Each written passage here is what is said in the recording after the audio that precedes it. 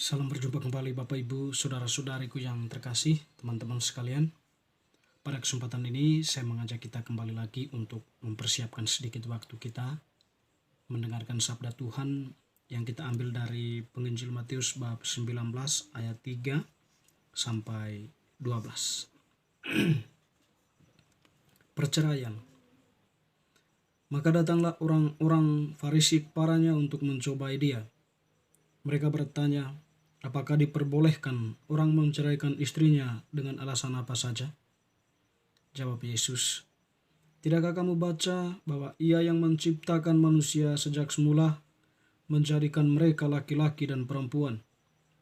Dan firman-Nya, sebab itu laki-laki akan meninggalkan ayah dan ibunya dan bersatu dengan istrinya, sehingga keduanya itu menjadi satu daging.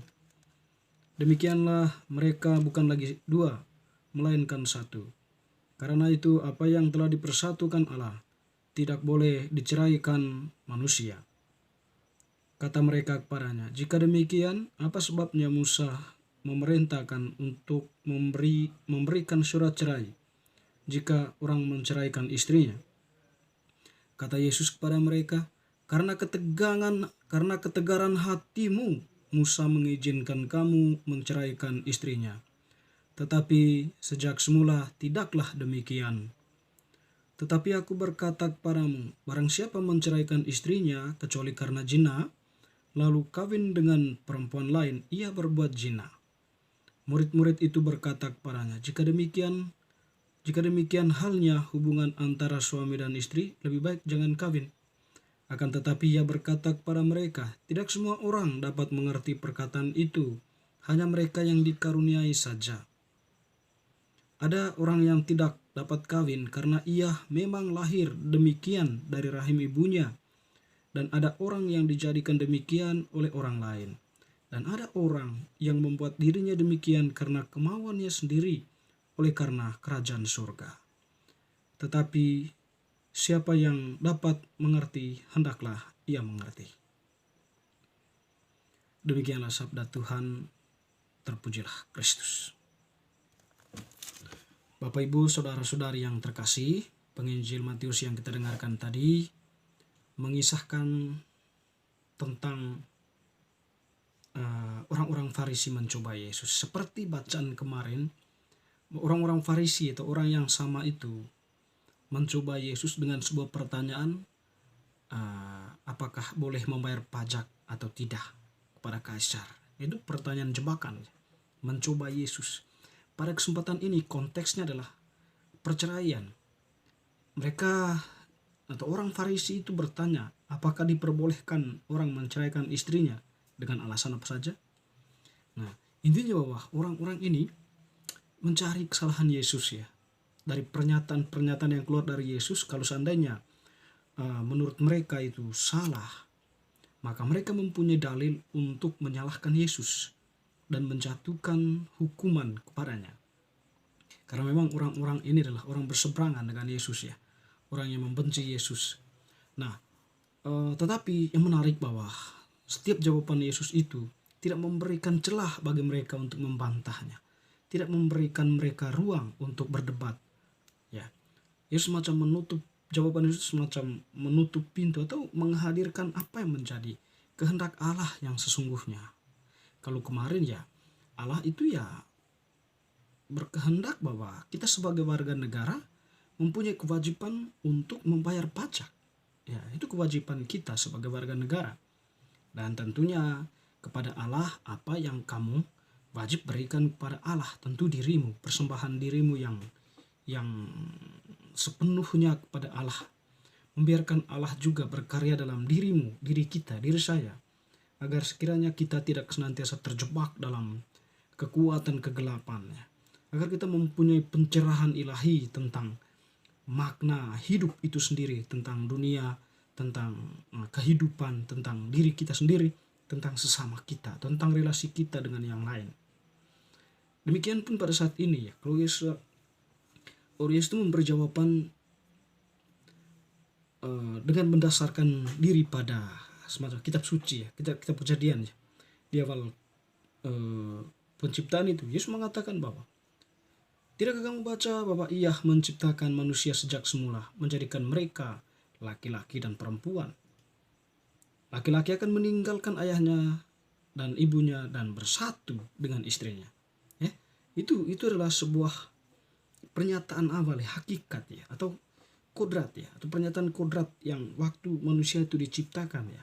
Pernyataan itu sudah keluar. Artinya laki-laki dan perempuan itu ya, kalau sudah mengikat janji, mereka akan bersatu menjadi satu tubuh, menjadi satu daging ya. Jadi mereka tidak dua lagi, tidak dapat diceraikan lagi. Lalu Yesus pun lebih lanjut mengatakan, demikianlah mereka bukan lagi dua. Itu. Mereka bukan lagi dua melainkan satu, itu ya. Karena itu apa yang telah dipersatukan Allah tidak boleh diceraikan oleh manusia. Artinya mereka yang sudah menikah tentu membuat janji di hadapan pemimpin agama, umat yang hadir, dan di hadapan Allah sendiri tentunya, untuk hidup bersama menjadi satu daging. Dan janji mereka itu dipegang oleh Allah, dipersatukan oleh Allah sendiri ya, sehingga mereka menggambarkan kisah penciptaan awal itu ya, bahwa mereka bersatu menjadi satu daging dan meninggalkan ayah dan ibunya, hidup bersama sebagai satu keluarga. Dengan demikian ya, tidak ada alasan lagi untuk perceraian itu. Tapi ketika orang-orang Farisi itu masih belum puas dengan jawaban Yesus, mereka kemudian menyampaikan apa fenomena yang pernah terjadi, di mana Musa memerintahkan untuk memberikan surat cerai jika orang menceraikan istri. Nah, disinilah Yesus kemudian agak marah ya. Karena ketegaran hatimu, karena ketegaran hatimu lah, maka Musa mengeluarkan surat itu, mengizinkan kamu menceraikan istrimu. Tetapi semula tidaklah demikian. Ya, garis bawah. Itu Musa itu mengeluarkan surat itu ya karena ketegaran hati orang-orang itu. Jadi orang-orang itu berontak terus ya. Dan pada akhirnya Musa mengeluarkan surat itu. Yang sebenarnya tidak demikian pada awalnya, sebagaimana dikatakan tadi oleh Yesus. Atau ya, kalau orang itu sudah membuat janji, ya itu sah untuk selamanya. Ya, tidak bisa tak terceraikan lagi. Sifat perkawinan tak terceraikan lagi dan satu untuk selamanya. Dengan demikian bahwa Yesus memberikan jawaban perceraian itu tidak diperbolehkan. Kalau sudah kedua insan, laki-laki dan perempuan, sudah membuat janji untuk hidup bersama dalam sakramen perkawinan, ya tentu mereka memegang janji itu sampai mati.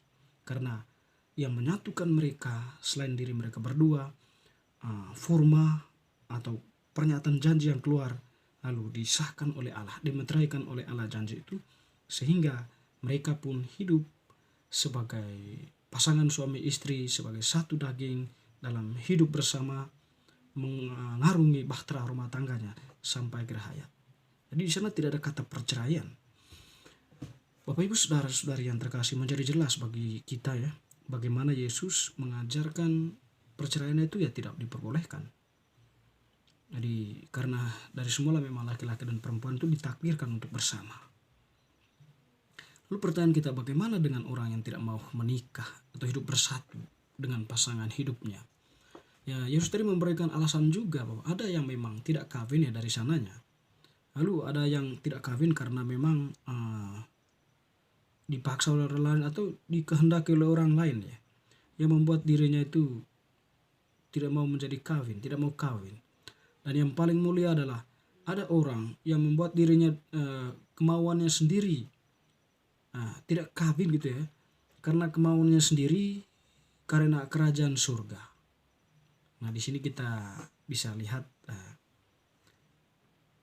saudara-saudari kita ya yang berani untuk mengambil jalan hidup membiarah, menjadi imam, menjadi biarawati suster, menjadi biarawan para bruder, dan juga ya orang-orang yang memang membaktikan hidupnya untuk Allah melalui pelayanan-pelayanan sabda ya, tidak memutuskan untuk tidak menikah. Jadi mereka itu mengambil keputusan bukan karena mereka tidak normal, bukan karena mereka menjadi sebuah pelarian, bukan. Itu adalah sebuah keputusan dari pribadi mereka yang normal sebagai laki-laki dan perempuan untuk tidak menikah karena demi suatu tujuan yang mulia, yaitu menegakkan kerajaan Allah di tengah dunia ini. Dan kita, atau pesan yang mungkin kita ambil dari bacaan hari ini adalah sakramen perkawinan itu mengikat kita hidup dalam persatuan dengan Kristus sendiri, dan di sini kita berjanji untuk hidup semati dengan pasangan hidup kita untuk selamanya. Dan oleh karena itu, kita yang mengungkapkan janji dalam gereja Katolik, sifat perkawinan kita itu adalah tak terceraikan, monogami untuk selamanya. Tak terpisahkan, ya, hanya untuk satu untuk selamanya. Semoga bacaan hari ini semakin meneguhkan iman kita. Amin.